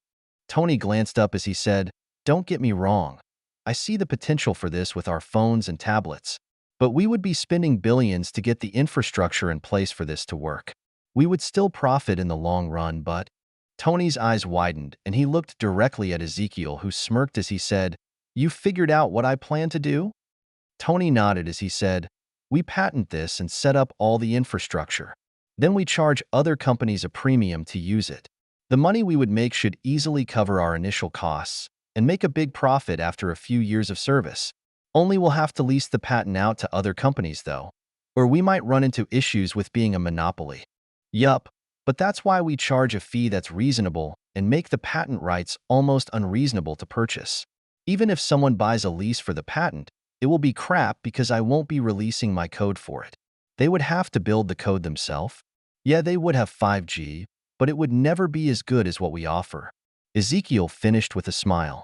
Tony nodded as Happy said, "You guys sound like some scheming villains in a Saturday morning cartoon." Ezekiel shrugged as he said, This is tame compared to other ideas I've come up with." Tony nodded as he took out some tools to open the device up and said, "He's right. Some of the weapons I've designed are worse than this idea. By the way, you still didn't tell me where this came from." "It's outdated tech from a place I visited once." Tony glanced up as he asked, "This is outdated tech?" Ezekiel nodded as Tony said, "What country? Could you take me there? I would love to see what they currently use." Ezekiel chuckled as he said, "No place you've ever heard of, and they are isolationist assholes anyway. You wouldn't be allowed inside their country." "Then how did you even get this?" "I took it, along with a bunch of other things. I'm pretty sure that I'm a wanted criminal there now." Tony glanced over to Happy as he asked, "Can you believe this guy? Calling me out on my issues, and he's a thief." Happy finished chewing a bite of his sandwich and said, "I decline to comment on that." "Why the hell not?" Tony asked. Happy pointed at his sandwich in his hand as he said, "He always brings me my favorite food." 00107. Family Vacation. Theo's vacation with his family turned out to be a bigger deal than he thought. It wasn't just his family, but his extended family along with the Pangborns. Ben and Jacob decided to close the shop for 2 weeks and called it a company holiday. They even paid for everything so it could be written off on taxes. 'Cause apparently that was a thing you could do. For the trip itself, they rented a large passenger van and drove everyone down to the place with it. As for the hotel arrangements, everyone was placed on the same floor. The 4 rooms, one for each group of adults, were all next to each other and at the end of a hallway, away from the main elevators. As for the place itself and entertainment, Daniel was right. The entertainment resort complex had almost endless things to do. They went to the amusement parks, the zoo, the water park, and everything else in between at least once. After the first week of exploring everything, they broke off into smaller groups to do different things. Daniel, May, Mary, Richard, Millie, and the smaller kids went to the zoo and smaller amusement park again, while Jacob, Ben, John, Sarah, Peter, and Theo went to the go-kart tracks. The main reason being both Theo and Peter were just tall enough to ride the go-karts alone. After the 2 groups separated, May glanced back and looked at the other group as she said, "You know they are going to let the boys ride the bigger carts?" Daniel smiled slightly as she said, "I know, but it's fine. We'll let the boys have fun and think that they're clever. Plus, it's not like they'll be able to get on the pro gas carts." Daniel looked down at Millie as she asked, "You want to eat cotton candy and go to the petting zoo?" "I can pet the bunnies again," Millie excitedly said as she bounced on her feet. Daniel smiled brightly as she asked, "You really like the bunnies, didn't you?" Millie nodded as she said, "They're so soft and cute." VVVVV. As they passed through the entrance, Theo's father glanced down at him and asked, "Think you can beat me in a race today? If not you, I can at least win against Uncle Ben." Ben chuckled before he reached down and rubbed Theo's head as he said, "In your dreams, kid. Just wait for me and your dad to lap you." Sarah glanced over as she said, "I don't know about that. With his weight compared to yours, he'll have an advantage in acceleration and possibly top speed. I doubt you'll be able to fully lap him." Theo nodded his head as he said, "Aunt Sarah's right. We'll see. There are a lot more factors that go into racing than just a person's weight. Skill is a factor, along with practice and finding the best lines." Ben said. Jacob smiled as he said, "Well, it looks like we'll have a lot of practice today. It's pretty empty so far, and we paid for the unlimited kart racing pass." Jacob pointed to the mid-range karts and said, "Let's start with those, so the kids can get used to the speed." Ben shook his head as he said, "Didn't Daniel say to only let them use the kid karts?" "Those are the kid karts," Jacob said as they walked past a signboard that read, "Electric kid karts," and pointed to a different area. Jacob glanced down at Theo as he asked, "Son, what did we ride on today?" Theo smirked and said, "You know my price for silence." Jacob stopped to look at Theo as he asked, "Pancakes?" "May's pancakes." Ben laughed before he said, "I think we created a pancake monster." Jacob nodded as he started to walk again and said, "I'll see what I can do after we get back home. In that case, we use the kid carts today like we did last time." Peter pointed back at the other area they just walked past and said, "But the kid carts we used are over there." Jacob smiled and said, "You have to remember, Peter, all of the carts here are designed for kids. Why do you think they're so small?" Jacob pointed to the sign they were approaching and said, "It's just some of them are faster than others." The sign he pointed at read, "Electric carts recommended for kids 10 and up." Peter slowly nodded his head as Jacob said, "Just make sure if your mom or aunts asks, you tell them you rode the kid carts today." Theo placed his arm over Peter's shoulder as he said, "Don't worry, Peter understands. But I think he would understand better if he also ate some of May's pancakes." Peter nodded his head with a smile as Ben said, "I think Theo is a bad influence for Peter. I learned from my dad." Theo said with a smirk, "I never." "Okay, maybe he got that from me," Jacob said as Ben and the others gave him a look. It didn't take long after that to get carts and get out on the first track. They spent the next few hours racing around while getting Peter and Theo used to the faster carts. After each race, they would jump back into line and explain simple concepts to the boys about racing. Some stuff they picked up easily, like following them the next race to see the best line.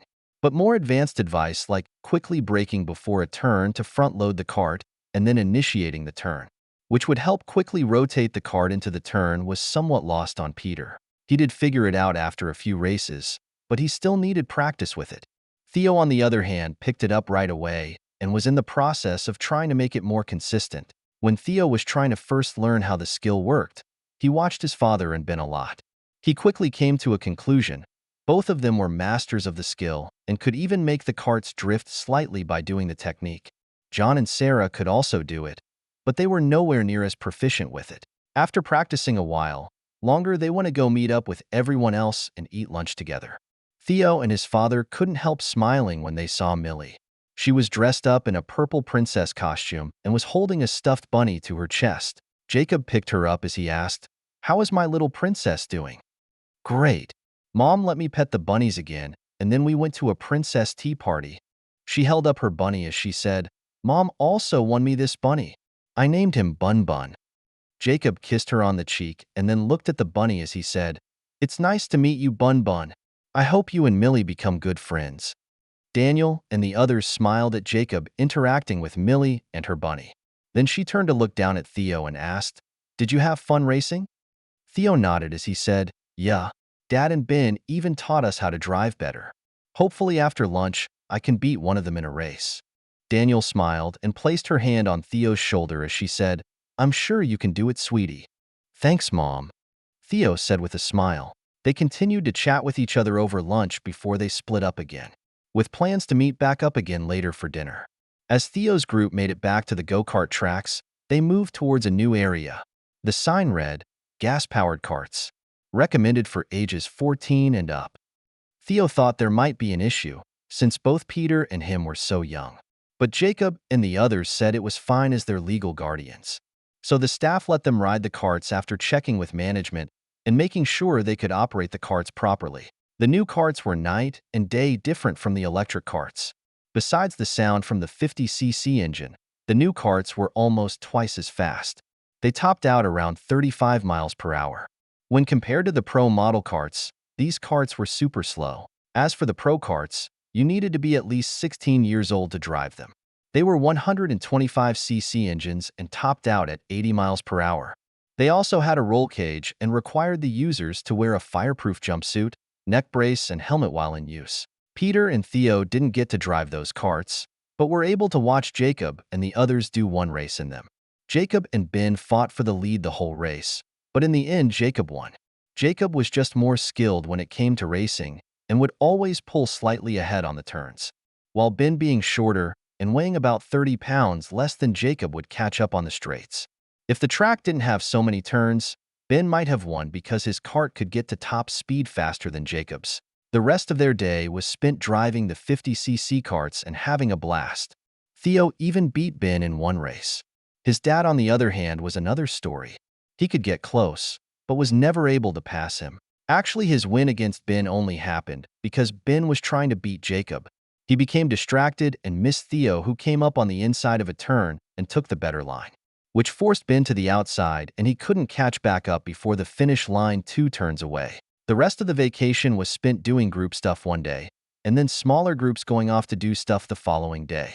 When the last day for their vacation arrived, Peter and Theo were pretty much hooked on racing go-karts. Peter and Theo even talked about making their own go-karts when they went back home, which Jacob, Richard, Ben, John, and Sarah encouraged. Daniel, Mary, and May weren't too happy with the idea, but knew it might happen sooner or later. They married a bunch of gearheads after all. The only thing that threw them off was Millie also wanted a go-kart, but it was mostly because she didn't want to be left out. But when Jacob said she would have to build her own go-kart, she decided she would just use Peter's or Theo's if she wanted to drive one. Theo and the others were allowed to make go-karts, but they had to follow certain rules. The first being they had to build it themselves. Second, someone would be watching them to make sure they were being safe. Third, they had to build it from scrap.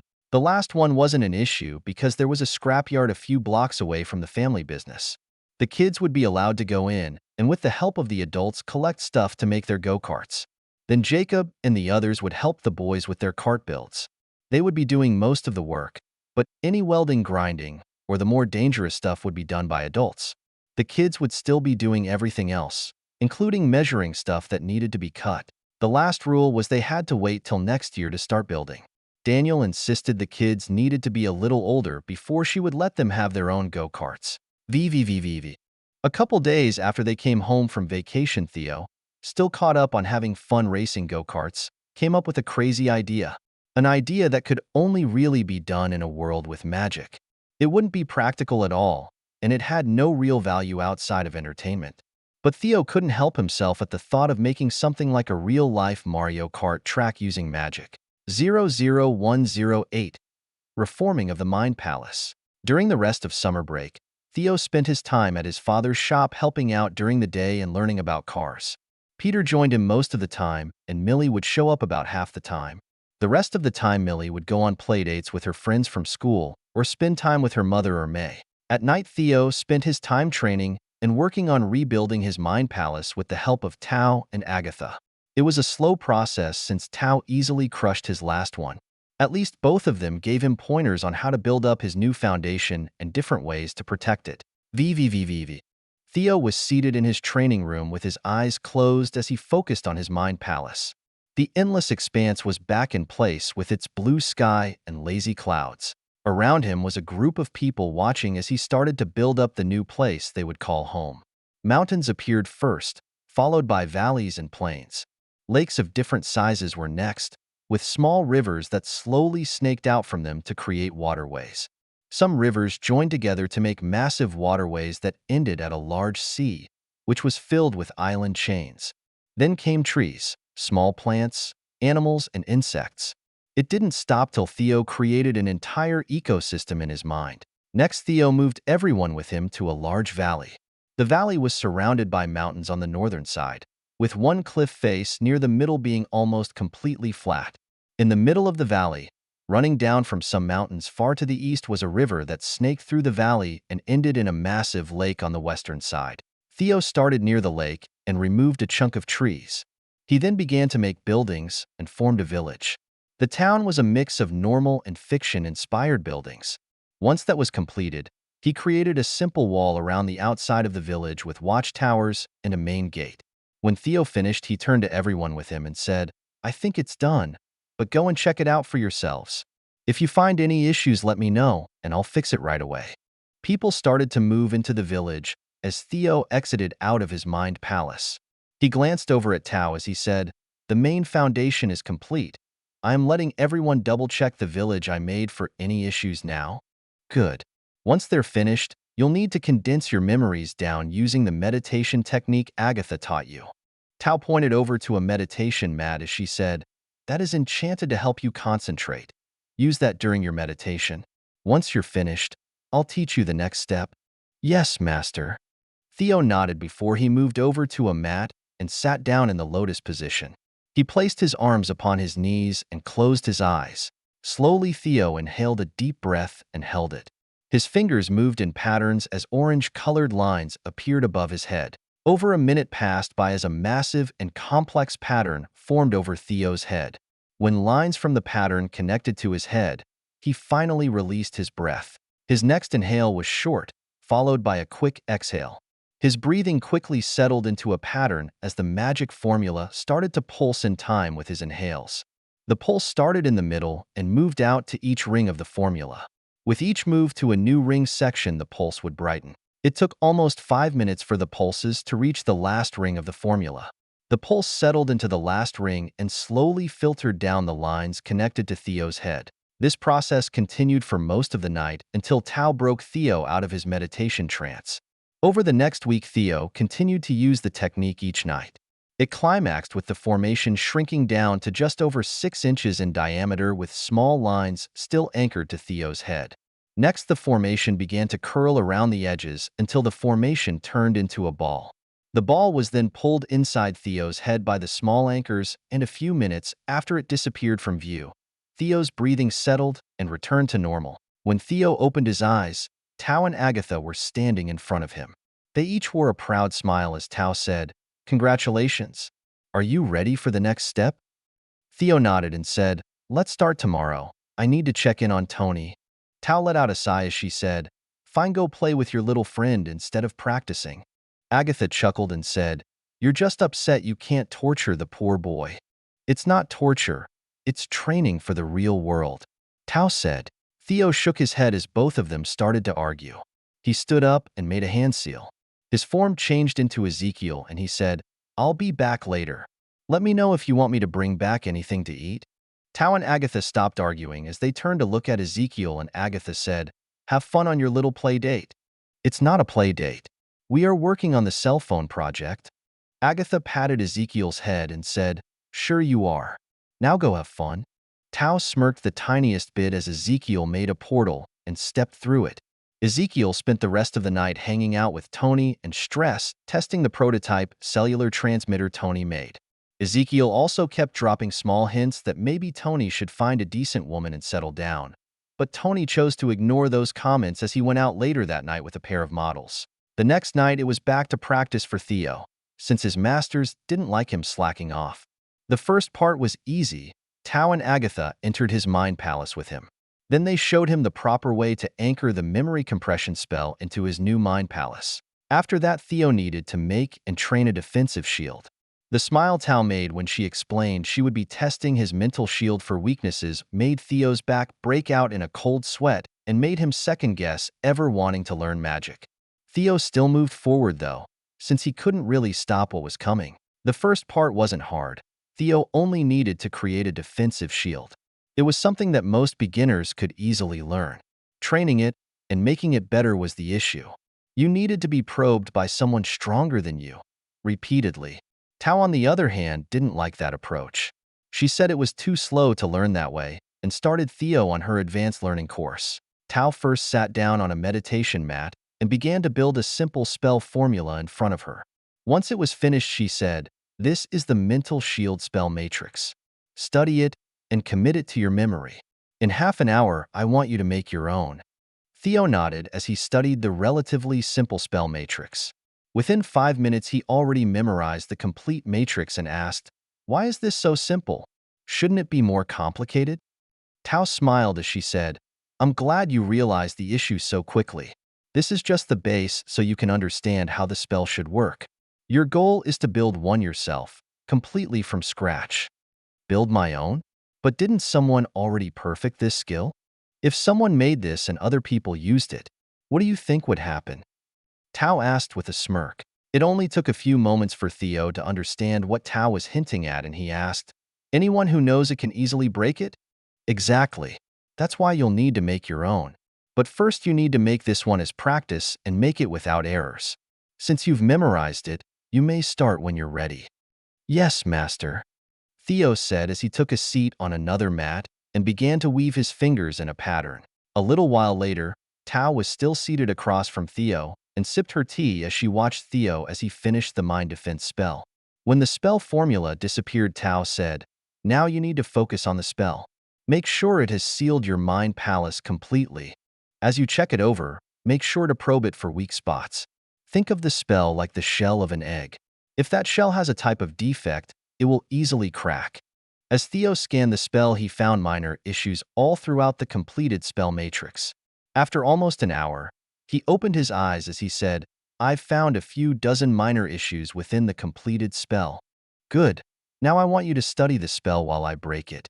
It will help give you a better idea on how to fix the issues. Sweat started to form on Theo's forehead as he quickly glanced towards the exit of the room. He knew this next part wouldn't be fun.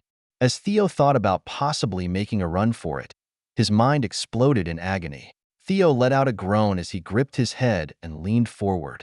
After about a minute, he sat back up and turned to glare at Tao. Tao smiled as she handed him a handkerchief and pointed at his nose. Theo reached up and felt wetness as he touched his top lip. Pulling his hand away revealed his finger covered in blood.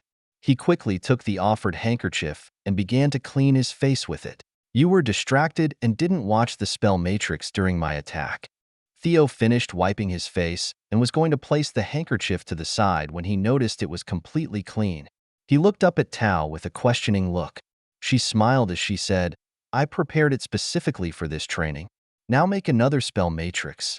Theo glanced over to Agatha for help, but as he did, Tao said, You have 20 minutes before I attack again, whether or not your mind defense spell is in place.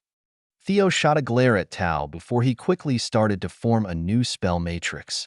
He rushed through it, and when he was almost done, Tao attacked. Theo doubled over from the attack, with blood flowing from his nose and ears. It took a few minutes for him to recover, and when he did, Tao said, "You have 20 minutes. You're some kind of sadomasochist, you know that, right?" Theo said as he wiped the blood from his nose. 19 minutes. Tao said with a calm look. Theo threw the handkerchief down and started to rush through the spell formula faster this time. He barely finished it as Tao launched her next attack. He held his head in pain for a few moments before he started to make another spell formula. Tao smiled as she said, "Good, you're learning. You have 18 minutes now. Hopefully you'll be able to finish it and study it for flaws this time." Theo held back his retort as he rushed to make the spell formula faster. The rest of the night and the following few weeks were filled with the same routine until Theo could complete the full spell matrix with perfect accuracy in about a minute. At that point, Tao was satisfied with Theo's progress and said they could move on to the next step. Theo would now need to create his own spell matrix for the mind defense spell. 00109. The real reason for vibe. Theo was busy working on his personal mind defense spell as some of his clones studied or worked on different projects. The spell matrix he was busy creating was special. It was made from one of the programming languages he created in his past life. Normally, you would want to be a more advanced spellcaster before doing something like this. But Theo was making tremendous progress under Tao's aggressive teaching methods. Tao also taught him the underlying fundamentals to creating your own magic system. Tao herself used a unique spell casting formula which she has spent the last few hundred years perfecting. Agatha also created her own magic system for casting. Neither woman showed him the inner workings of their magic system, but they at least showed him the same spell numerous times, using different magic systems each time. Theo could easily see the difference in them, since each one left a different signature with the completed spell. While it didn't help him with his own creation, it did give him some ideas on what he was doing. As Theo was working, one his clones used for spying and information gathering dispelled itself to send him information. Theo immediately canceled his spell and stood up, which drew Tao and Agatha's attention. Theo moved over to his tablet and typed quickly on it as he said, "We have a situation." Tao and Agatha's phone pinged with a message as Theo hinged into his Ezekiel persona. He glanced over and said, "Let's head to the base. We'll need some help dealing with this." Tao's eyes were narrowed slightly as she asked, "You're going personally? What's the issue?" As Ezekiel made a portal, he said, "A major terrorist attack on U.S. soil." "Well, that isn't too bad. I was expecting a world-ending threat or something. Where did the attack happen and how bad is it?" Agatha curiously asked. After Ezekiel and the others stepped through the portal, he said, "Nowhere yet, and no matter what, we need to make sure it doesn't happen in the first place.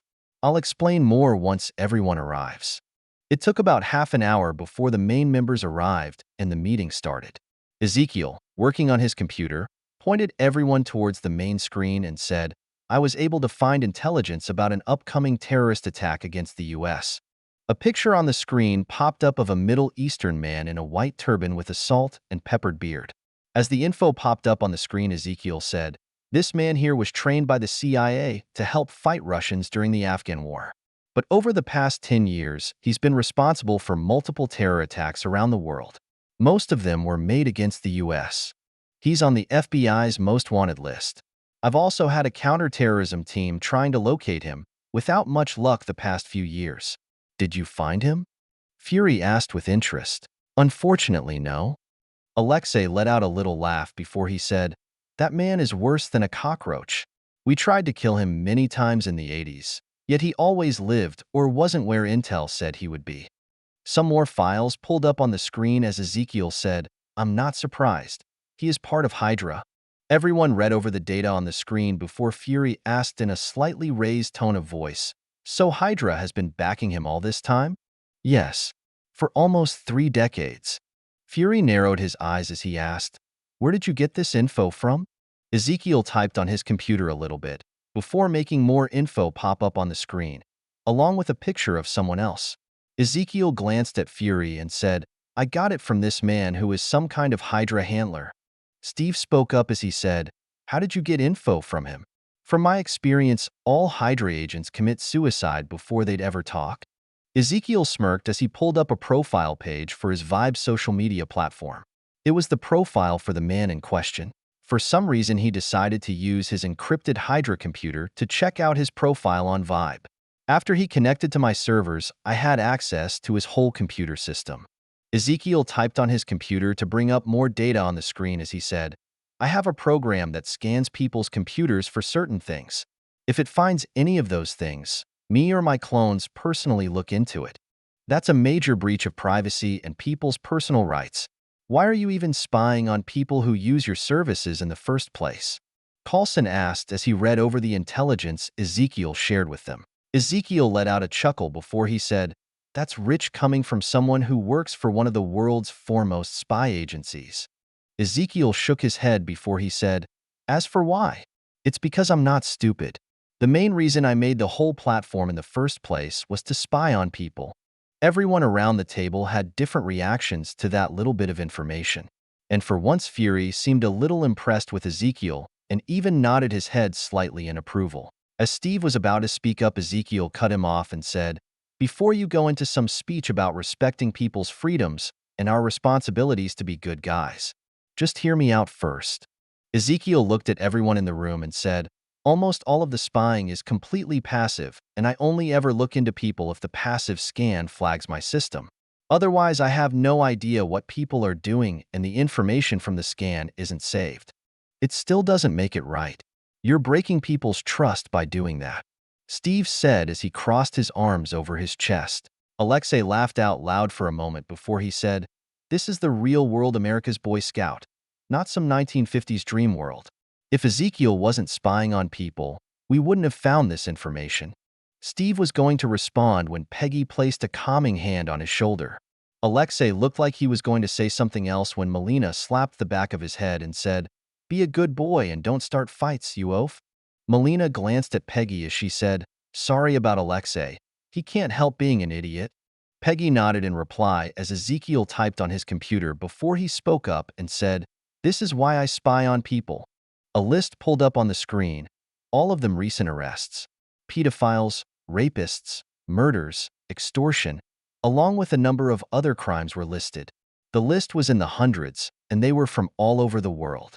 Ezekiel pointed at the screen as he said, All of those are people I found from spying on them. Every single one of them wouldn't have been caught without the incriminating evidence I found on their computers. Ezekiel looked back over to Steve as he said, I know how you feel and I respect your opinion on things. It's one of the reasons I wanted to make this council in the first place. Ezekiel's mouth set into a thin line and his voice took on an edge as he said, But I plan to change the world for the better, one way or another. And if that means I need to take off the kid gloves and get my hands dirty, I will without a second thought. If you still want to have a conversation about my spying habits after this, I am all ears. Ezekiel pointed back to the screen and said, But for now, we have work to do. We need to take care of this before the attack ever happens, and we can't use S.H.I.E.L.D. to do it. Fury let out a sigh as he said, And we can't make them disappear. It would put Hydra on edge. Maybe tip off the FBI? I'm not sure who Hydra has in their pockets. I was thinking we would do it locally and plant evidence. Ezekiel said as he pulled up info on the 20 people who were going to participate in the attack. Why would we have to plant evidence? Don't we already have it? Jarvis asked as he studied the information on the main monitor. Fury was busy as he worked on his computer and said, They most likely won't have anything incriminating on themselves or at their residence. Most terrorist cells keep information to a bare minimum. Ezekiel pulled up more information as he said, Fury's right. They only know the other men they'll be working with. Each group is unaware of the others and thinks they will be acting alone. Peggy finished going through the documents and finally said, I agree, local will be our best bet. Maybe a drug raid on the wrong house. That'll only work for one of them though. If we do it for more, it could raise flags with Hydra. Fury said after thinking about it for a few moments. What about a gas leak in one of the houses? Everyone turned to look at Bucky as he continued, Kill them while making it look like a gas leak explosion. Ezekiel started to type as he pulled up info on each terrorist cell and said, As long as we can confine it to them alone, I don't mind. One of the groups was pulled up on the screen. They currently lived slightly isolated from their closest neighbors. Ezekiel pulled up some more info before he said, "This would be the best target.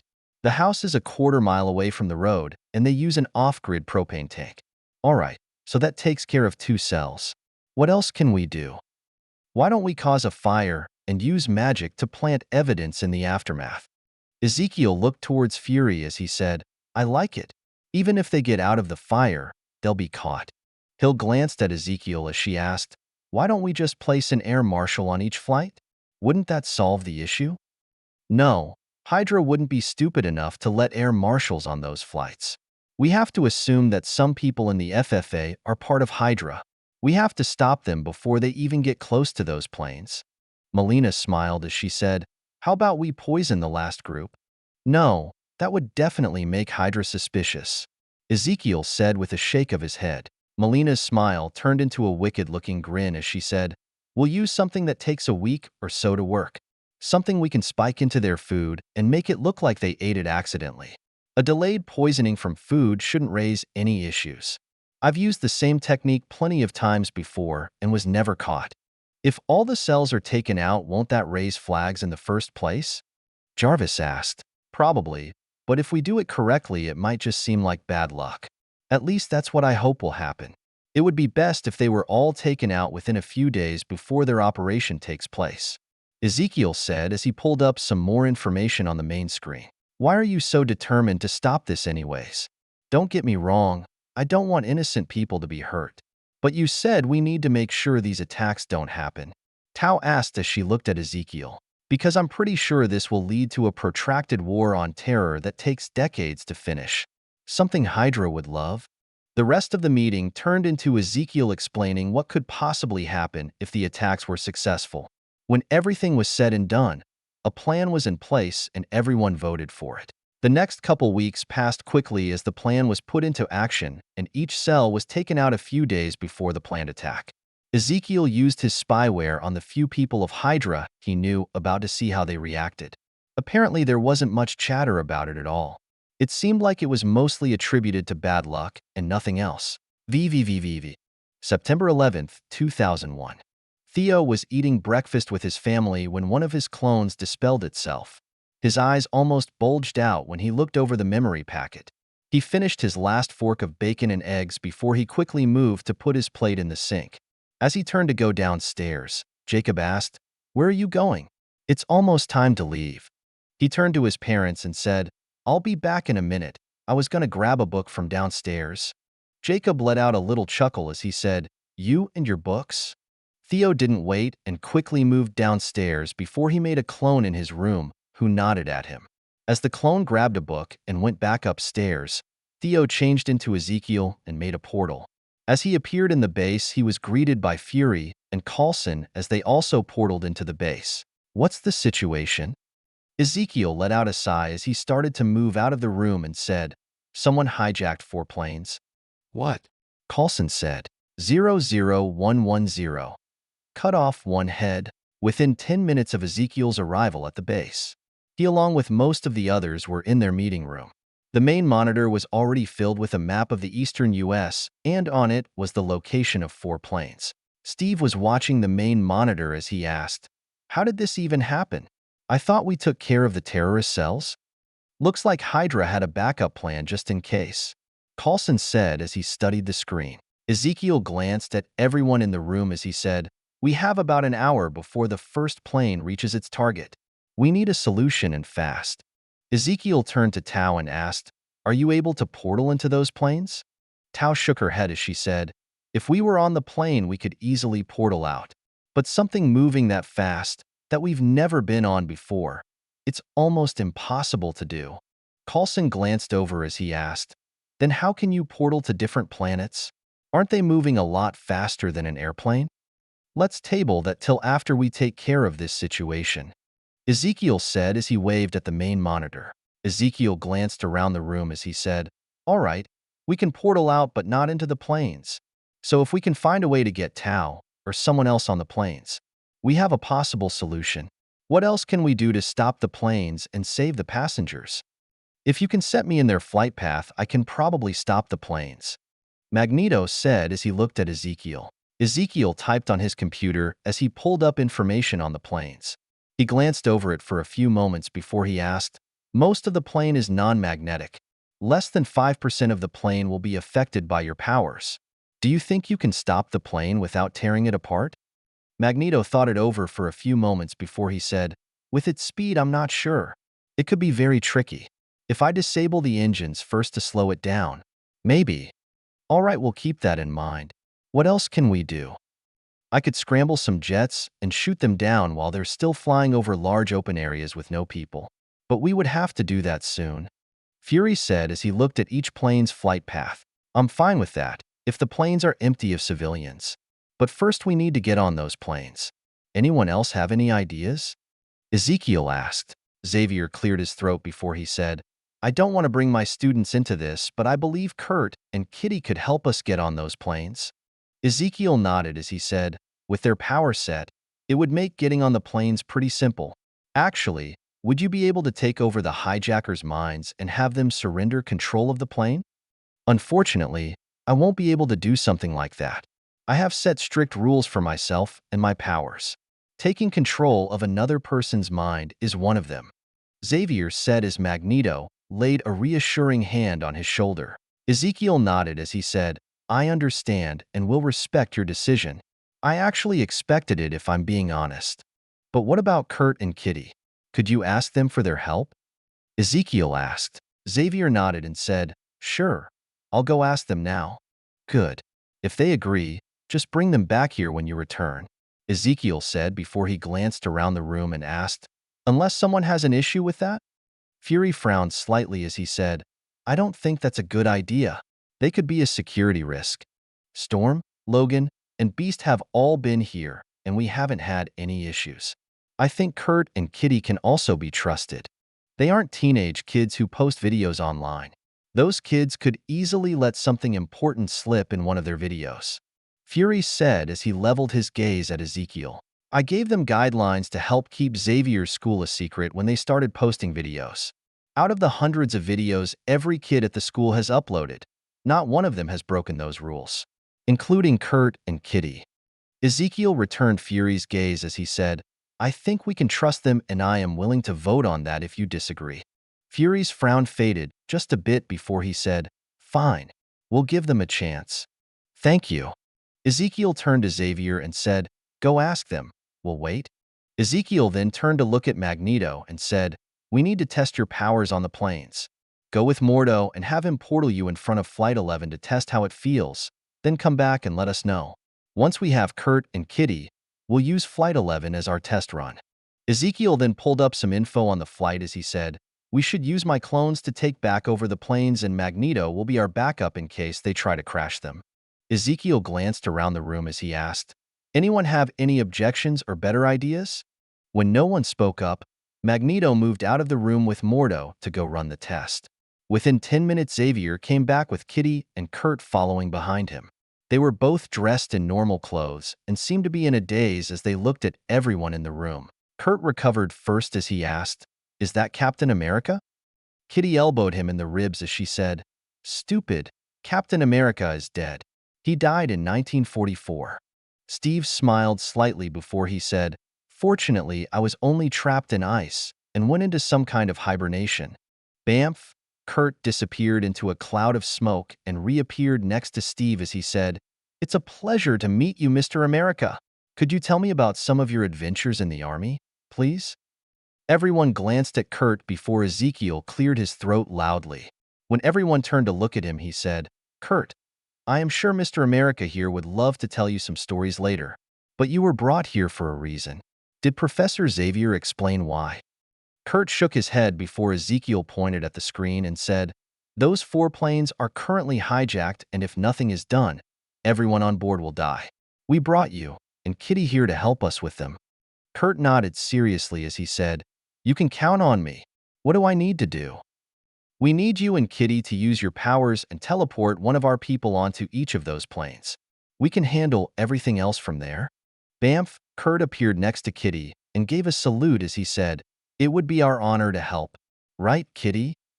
Kitty was flushed red and was avoiding looking at Steve as she said, "Yes, of course we'll help." Kitty then quickly glanced at Steve and said, "Sorry for calling you dead, sir." Steve smiled as he said, "It's fine, but don't tell anyone I'm alive. It's currently a secret for now." "Yes, sir," Kitty and Kurt said at the same time. Magneto walked back into the room with Mordo a moment later and said, "I should be able to stop the plane without it falling apart." "Good. We'll go for Flight 11 first then," Ezekiel said as he typed on his computer.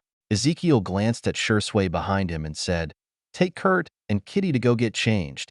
Then meet up with the rest of First Squad. You guys will be taking out the terrorist." Shursway walked around the table as he said, "Sure thing, boss." Shursway patted Kurt on the shoulder as he said, "I'm Shursway. It's nice to see you again. If you'd follow me, I'll get you both geared up." After Shursway and the others left the room, Ezekiel turned to the main screen and highlighted Flight 11, followed by the others. Each flight was labeled 1 through 4, and Ezekiel glanced at Mordo as he said, "That's how we'll target the planes. We'll need to double-check with Kurt the best way for him to teleport all of you on the planes, though." It took another 10 minutes before Kurt and Kitty came back into the room dressed up in black tactical gear. Kurt was given a red and white jester mask, while Kitty was given a white and red dragon mask. Next to them was Squad 1, fully kit out and ready for battle. Ezekiel glanced at everyone before his eyes landed on Kurt and he asked, "How close would you need to be to teleport on one of the planes?" "With Kitty keeping me phased, I just need to see it." Kurt glanced at the others next to him as he said, "I would have to take people in groups though. I can only really group teleport 4 people at a time." Ezekiel pointed at Mordo as he said, "You only need to take Mordo. He'll take care of everything else." Ezekiel glanced between Kitty and Kurt as he said, "Your only job is to transport Mordo onto the planes. Once that's finished, you will stay phased and let the others take care of the terrorist. Is that understood?" "Yes, sir." They both answered at the same time. Ezekiel pointed at another team member as he said, "Good. Until you come back here, listen to everything White Fang says. He is your team leader for this mission." Both of the kids turned to look at the silver-haired man with a kind-looking face. He nodded towards them as he said, "Let's move out." After they all left the room, Ezekiel turned to Xavier and said, "I'm surprised they were both so calm and collected. It's almost like you've been training them or something." Xavier nodded and said, "Logan and Storm run a disciplined training schedule for select kids. It's more to help them train their powers in more creative ways. But it's also meant to get them used to defending themselves if the need ever arises." Ezekiel smirked as he said, "You know, it's nice seeing you not raising a child army for once." "I would never do something like that," Xavier said with disdain in his voice. Ezekiel waved him off as he said, "In this universe maybe, but you've done it in almost every other one. But it's fine. It's one of the reasons I invited you to join us in the first place." Ezekiel typed on his computer and said, "But we can talk about that another time though. I think they should be about ready. Everyone has a body cam, so we can watch them work from here." The main screen changed to different camera views from each person on Squad 1 as Ezekiel typed. After all the cameras were up, Xavier glanced at Ezekiel and said, "I would like to learn more about other versions of myself after this, if you don't mind." "Sure, but you won't like what you find out. For being so smart, you're kind of an idiot most of the time," Ezekiel said with a smirk. VVVVV. Kurt felt like his whole body was a bundle of nerves as he stood in the portal room with his new teammates.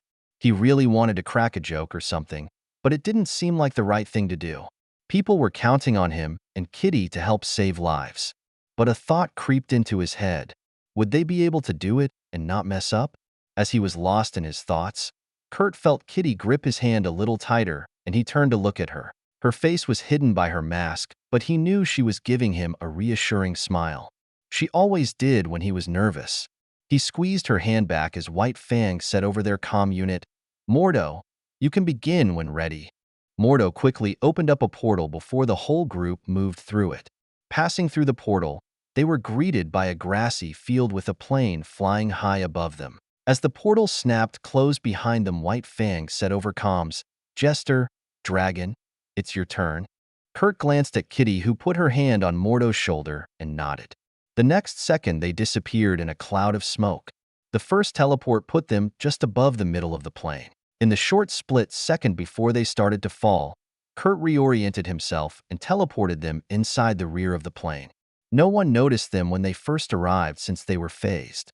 And even Mordo didn't draw attention as he appeared out of thin air and made a portal. Before anyone made a sound, Squad 1 flickered through the portal, and within moments all of the hijackers were disabled, except the two men in the cockpit. Both Kurt and Kitty could only stare in shocked silence at how quickly their teammates worked.